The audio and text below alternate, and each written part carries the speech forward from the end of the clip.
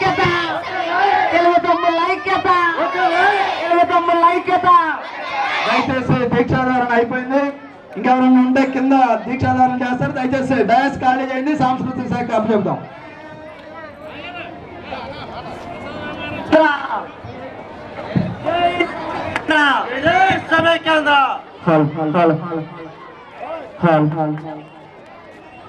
అమ్మా దయచేసి చిన్న విన్నపం, ఎదురుగా కూర్చున్న వాళ్ళు మీరే నా మాట వినేటట్టున్నారు.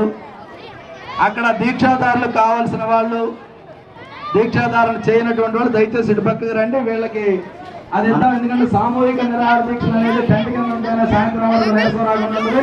దయచేసి సహకరించవలసిందిగా కోరుతున్నాం. అక్కడ దీక్షలో లేని వాళ్ళు ఖాళీ చేయండి. దయచేసి అక్కడ దీక్షలో లేని వాళ్ళు ఖాళీ చేయండి.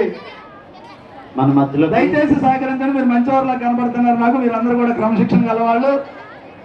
మీ మంచితనాన్ని నిరూపించుకునే అవకాశం వచ్చింది. దయచేసి సహకరించండి ప్లీజ్.